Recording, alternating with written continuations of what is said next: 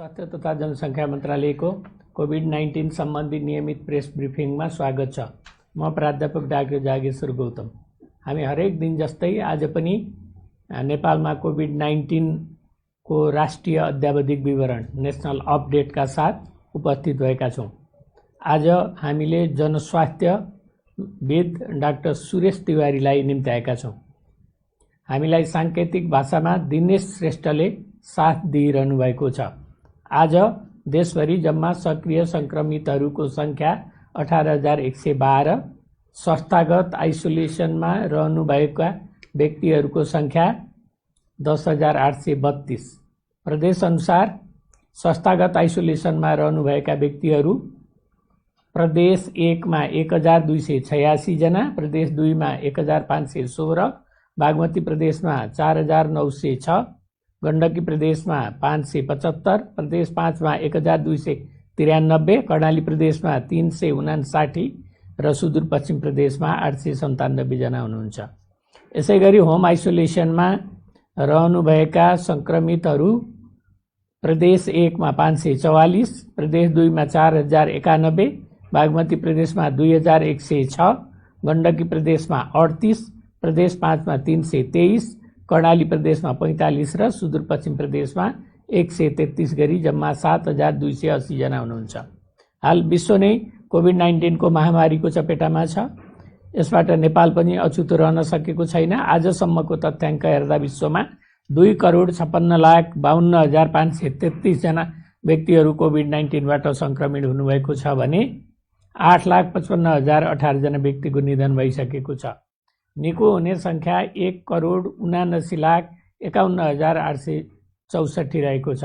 आजको पीसीआर जम्मा 12,088 गरी जम्मा 7,05,560 परीक्षण भएको छ। क्वारेन्टाइनमा रहनुभएका व्यक्तिहरूको संख्या 7,390 रहेको छ। कोभिड-19 बाट संक्रमण मुक्त भई गत 24 घण्टामा डिस्चार्ज हुनुहुनेहरू जम्मा 768 जना हुनुहुन्छ। आजसम्म डिस्चार्ज हुनुहुने जम्मा 22,178 र कोभिड संक्रमणबाट मुक्त हुने दर 55% छ। संक्रमितहरू निको भई घर फर्किसक्नु भएको छ। उहाँहरूको उपचार तथा हेरचाहमा अहोरात्र खटिनुभएका चिकित्सक, नर्सहरू, स्वास्थ्यकर्मी तथा अन्य सहयोगी शुभेच्छुकहरूलाई स्वास्थ्य तथा जनसङ्ख्या मन्त्रालय हार्दिक धन्यवाद दिन चाहन्छ। हामीलाई दुईवटा कल सेन्टरबाट 1,089 वटा कल प्राप्त भएका छन्। अब म आरटीपीसीआर पोजिटिभ हुनुहुनेहरूको डिटेलमा जिल्ला वाइज बताउन चाहन्छु। प्रदेश 1 मा उदयपुरमा 1 जना, ओखलढुङ्गामा 2 जना, खोटाङमा 2 जना, झापामा 14 जना, पाथरमा 1 जना, मोरङमा 12 जना, सुनसरीमा 56 जना हुनुहुन्छ।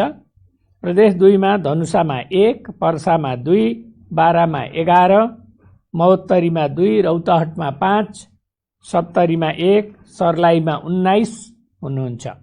त्यसैगरी बागमती प्रदेशमा काठमाडौँमा 393, काभ्रेपलाञ्चोकमा 8, चितवनमा 45, दोलखामा 11, धादिङमा 11, नुवाकोटमा 2, भक्तपुरमा 30, मकवानपुरमा 6, रसुवामा 1, रामेछापमा 2, ललितपुरमा 58, सिन्धुपाल्चोकमा 1 र सिन्धुलीमा 6 जना हुनुहुन्छ। गण्डकी प्रदेशमा कास्कीमा 4, गोर्खामा 8, तनहुँमा 5, नवलपरासी पूर्वमा 15, पर्वतमा 1, लमजुङमा 32 र प्रदेश 5 मा अर्घाखाँचीमा 9, कपिलवस्तुमा 7, गुल्मीमा 13, दाङमा 13, नवलपरासीमा 4, पाल्पामा 1, प्युठानमा 1, बर्दियामा 7, बाँकेमा 33, रुकुम पूर्वमा 1 र रूपन्देहीमा 91। कर्णाली प्रदेशमा जुम्लामा 2, दैलेखमा 2, सल्यानमा 1 र सुर्खेतमा 1 जना हुनुहुन्छ।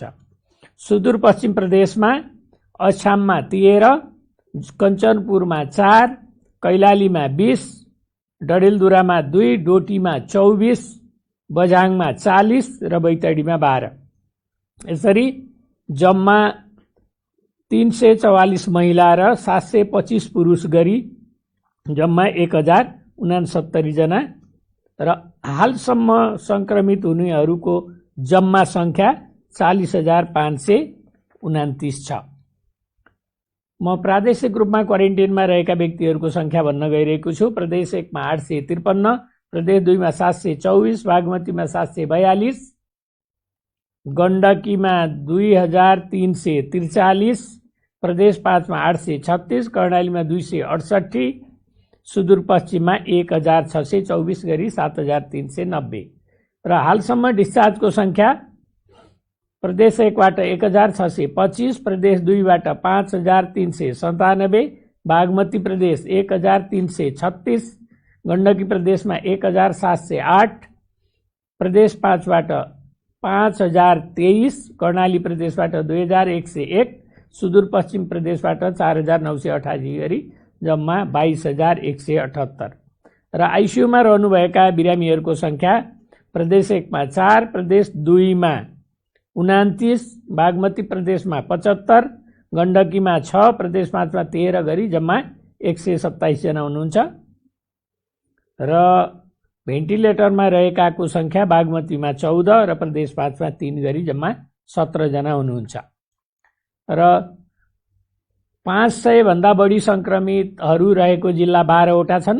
मोरङ, सुनसरी, धनुषा, पर्सा, बारा, महोत्तरी, रौतहट, सर्लाही, काठमाडौँ, ललितपुर, चितवन र रूपन्देही र संक्रमितहरू शून्य भएका जिल्ला 5 वटा छन्।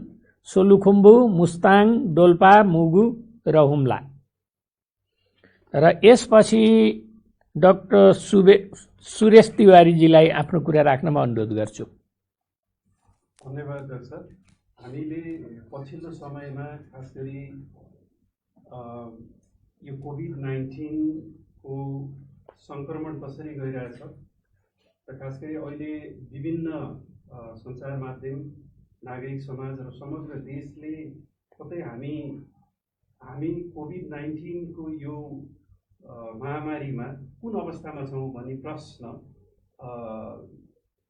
आइरहेको सन्दर्भमा म यस बारेमा अलिकति केही कुरा राख्न चाहन्छु र समुदाय संक्रमण का विभिन्न सूचकहरूको विश्लेषण गर्दाखेरि पहिलो विश्लेषण हामीले अलिकति 1 महिना अगाडि र अहिलेको हिसाबले हेऱ्यौँ भने महिलाहरूमा हुने संक्रमण दर 8% को हाराहारीमा थियो र आज आएर हेर्दा यो लगभग दैनिक रूपमा बढ्दो छ, तर औसत रूपमा हेर्दाखेरि लगभग 22-23% को हाराहारीमा पुग्न गएको छ। वृद्धहरूमा पनि यो क्रमिक रूपमा बढ्दैछ, 1% बाट 4% हुन गएको छ र पहिला हामीले हाम्रा छिमेकी मुलुक लगायत विश्वबाट आउनेहरूको आयातितहरूको संख्या धेरै थियो। अब लगभग सम्पूर्ण संख्या 96% भन्दा बढी काठमाडौँ उपत्यका लगायत अघि नै डाक्टर साहबले भनेका 500 भन्दा बढी संक्रमित रहेको जिल्लाको हेर्ने हो भने लगभग 96% संख्या नै स्थानीय केसहरू भएको देखिएको छ र अनि मृत्यु हुने क्रम पनि बिस्तारै वृद्धहरूकोतिर गइरहेको देखिन्छ। साथसाथै पछिल्लो समयमा हामीले तथ्याङ्कको विश्लेषण गर्दाखेरि यो चाहिँ पोजिटिभिटी रेसियो भन्छौँ, हामीले परीक्षण गरेका केसहरू को तुलनामा पोजिटिभ आउनेको कति छ त प्रतिशत भन्दा यो अलिकति हिजोको भन्दा बढ्दै 8-9 को हाराहारीमा पुगेको देखिन्छ। यसरी हेर्दाखेरि यी सबै तथ्याङ्कहरूले हामीलाई के इङ्गित गरिरहेको छ भन्दा कतै अब नेपाल समुदाय संक्रमणको चरणमा गएको त होइन भन्ने एउटा प्रश्न उठाएको छ र यसको वैज्ञानिक रूपमा विश्लेषण गर्दा पनि अब हामी खास गरी डाक्टर गौतमले भनेको जस्तै 12वटा जिल्लाभित्र पनि हामीले हेर्न गयौँ भने 4वटा जिल्लामा 1000 भन्दा बढी आजको दिनमा सक्रिय संक्रमितहरू हुनुहुन्छ र त्यो 4वटा जिल्ला र बाँकी 8वटा जिल्ला गर्दा हुन आउने 12वटा जिल्लामा जम्मी संक्रमित संख्याको हिसाब गर्दाखेरि 73% संक्रमितहरू हुनुहुन्छ। त्यसले गर्दाखेरि पनि अब के संकेत गरिरहेछ भन्दा यो पकेटमा यो 12वटा यो आउटब्रेक भएको पकेट एरियामा, यसलाई हटस्पट पनि भनिन्छ, यो एरियामा चाहिँ केन्द्रित भएको देखिएको हुँदा हामी चाहिँ अब यो एरियामा समुदाय संक्रमण भयो भन्ने बिन्दुमा पुगेका छौँ र अब यसलाई नै कन्टेनमेन्ट, यसलाई नियन्त्रण गर्न सकियो र यसमा परीक्षणको दायरालाई त्यही भएर हामीले अलिकति वैज्ञानिक रूपमा परीक्षणलाई सोच्यौँ।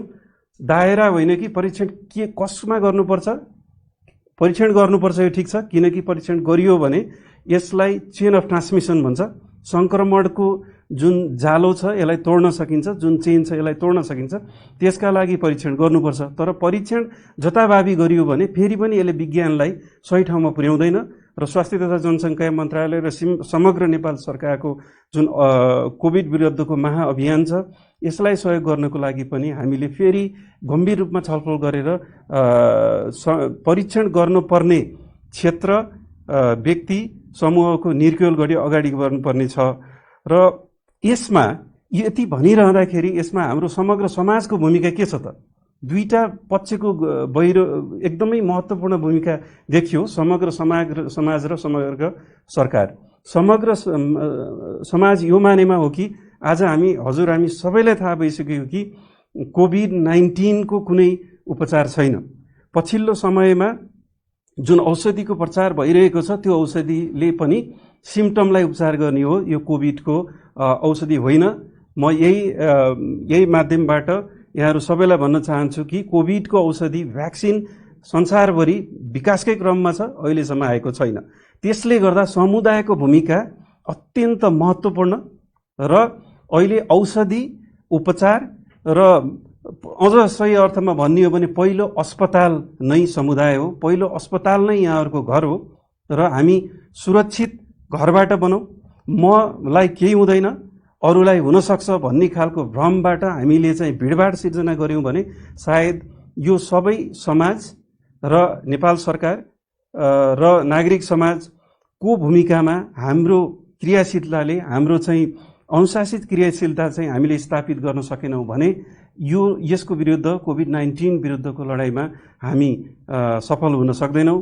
नेपालको आफ्नै मौलिक मोडल बनाउनको लागि चाडबाडहरू आउँदैछन्, यसलाई पनि चाडबाड आउँदैछन्, अब यसलाई रमाइलो गर्नुपर्छ, भेटघाट गर्नुपर्छ भन्दा पनि रमाइलो फेरि पनि गर्नुपर्छ, अहिले बचौँ भन्दिनै हो। यसका लागि मास्क पटक पटक भनिराखेको छ, मास्कको प्रयोग गर्यौँ। मास्कबाट विभिन्न मिडियाबाट फेरि मास्कको बारेमा गलत प्रचारहरू आइरहेको छ, यसलाई यतातिर ध्यान नदिएर मास्क नै अहिले प्रमुख औषधि हो। हात धौँ र भौतिक दूरी कायम गरौँ, यो चाहिँ समुदायको भूमिका मैले प्रष्ट रूपमा देखिरहेको छु। समुदायको समग्र भूमिका बिना हामी यसको लडाइँलाई जित्न सक्दैनौँ भने समग्र सरकार, दोस्रो पक्ष मैले भने समग्र सरकार भनेको के हो? मुलुक सङ्घीयतामा छ र स्थानीय सरकार, प्रदेश सरकार र सङ्घीय सरकार तीनै तहको सरकारहरूले एकदमै सचेतनताका साथ, क्रियाशीलताका साथ स्रोत, साधन र मन र चित्त लगाएर लागिराख्नु भएको छ र यसलाई चाहिँ अझ प्रभावकारी रूपमा अगाडि बढाउनु पर्ने देखिन्छ।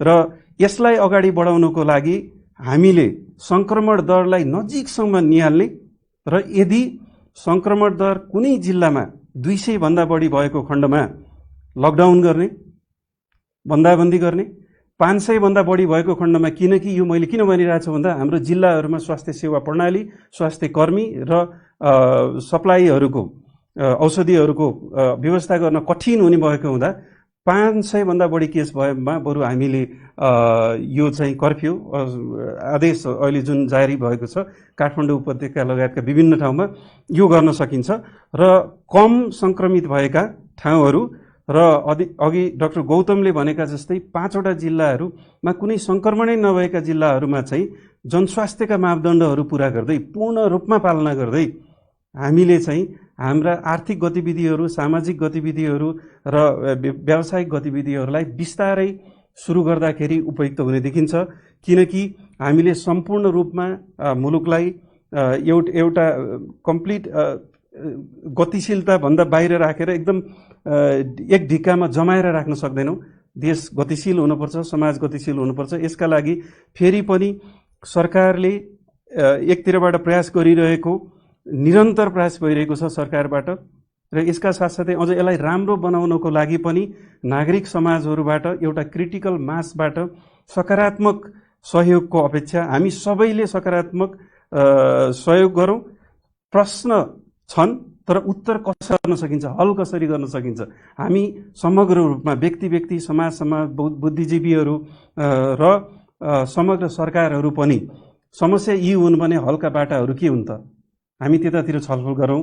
सायद यो प्रश्न मात्रै सोध्ने समय हामीले उत्तरमा पनि अलिकति लगाइदियौँ भने यो समग्र देशलाई, समग्र देशको एउटा मोडल नेपालको आफ्नो खाका सिर्जना गर्न सकिन्छ भन्ने कुरामा चाहिँ मलाई विश्वास लागेको छ। जुन हिसाबले डाक्टर गौतमले भन्नुभयो, विश्वसँग तुलना गर्दा हामी एकदमै आत्तिहाल्ने ठाउँमा छैनौँ। फेरि पनि हामी 12वटा जिल्लामा, अघि नै मैले भने 73% सङ्क्रमण त 12वटा जिल्ला मात्रै छ, 77 जिल्लामा हामी छौँ भने हाम्रोको अहिलेको प्रमुख कार्यभार, प्रमुख जिम्मेवारी, प्रमुख कर्तव्य, नागरिक कर्तव्य भनेको यो 12वटा जिल्लामा नै यसलाई नियन्त्रण गरौँ र यसलाई 12वटा जिल्लामा घटाउँदै लगेर हामीले नियन्त्रण गर्न सक्यौँ भने सायद यो अरू जिल्लामा फैलिने छैन र हामीले चाहिँ हाम्रो जुन अपेक्षा छ, यो कोभिडको महामारीबाट पर्ने दिनादिन भइरहेको मृत्यु, यसबाट परेको मनोवैज्ञानिक असर र यसले समाजलाई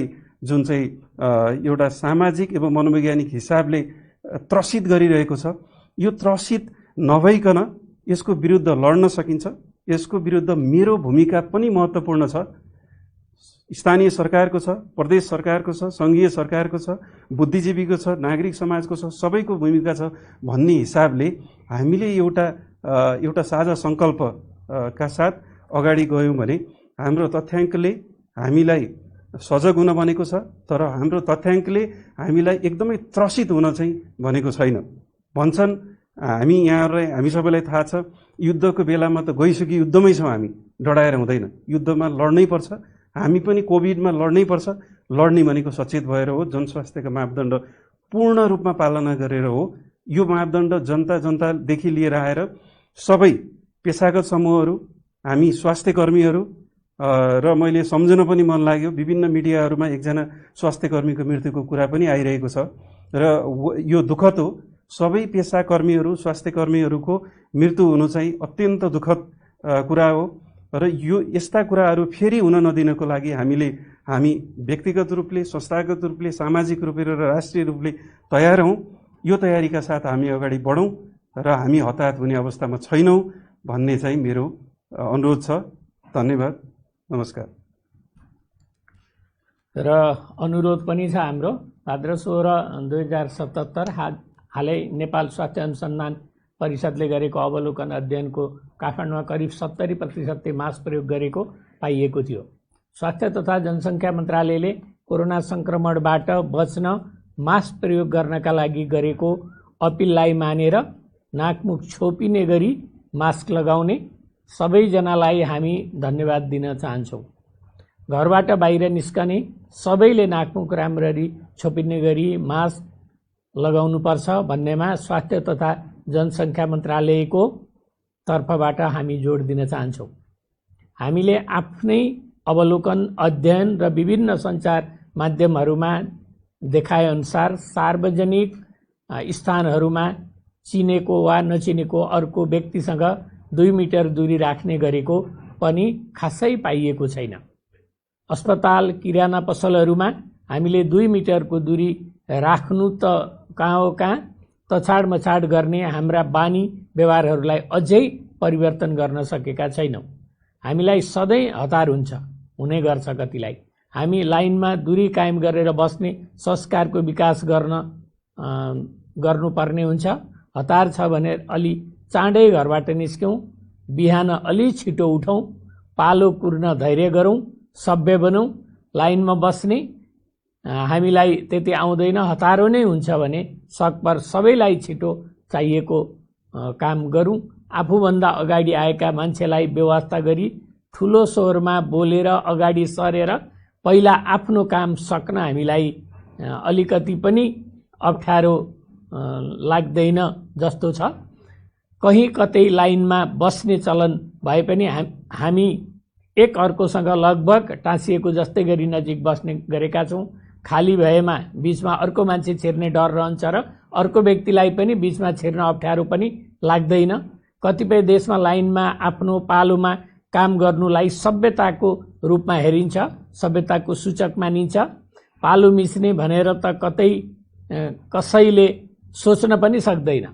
पालो बस्दा पद ठुलो वा सानो हुँदैन, पहिला आउनेलाई हामीले आदर गरेको हो। कोरोना संक्रमणबाट बच्न हामीले अर्को व्यक्तिसँग दूरी कायम गर्नै पर्ने हुन्छ र यसैको लागि मैले यी सब कुराहरूलाई जोड दिँदै आएको छु। तरकारी किन्दा पनि पसलको वरिपरि घेरा लगाएर किन्नुभन्दा 2 मिटर दूरी कायम गरी किन्ने गरौँ। तपाईकै स्वास्थ्यका लागि हामी यो बारम्बार दोहोऱ्याउँदैछौँ। हाम्रो यो बानीलाई आफैबाट परिवर्तन गरौँ। कोरोना संक्रमित व्यक्तिले बोल्दा, खोक्दा वा हाच्छ्यौँ गर्दा मुख नाकबाट निस्किने छिट्टाको माध्यमबाट एकबाट अर्कोमा सर्ने भएकोले दूरी कायम गर्न हामीले सुझाएको हो। म यहाँहरूलाई पुनः स्मरण गराउन चाहन्छु, हामी मध्ये कोही पनि संक्रमित हुन सक्छौँ, आफै पनि संक्रमित हुन सक्छौँ। त्यसकारण हामीले एक अर्का बीचमा कम्तीमा 2 मिटर दूरी कायम गर्यौं भने संक्रमण एक व्यक्तिबाट अर्को व्यक्तिमा सर्ने सम्भावना कम रहन्छ। कोरोना संक्रमणको बहानामा पनि हामी लाइनमा बस्ने सभ्य संस्कारको विकास गर्न सक्छौं। अर्को व्यक्तिसँग 2 मिटर दूरी कायम गर्ने, बाहिर निस्कँदा अनिवार्य मास्कको उचित प्रयोग गर्ने, बेला बेलामा साबुन पानीले मिची हात धुने, अत्यावश्यक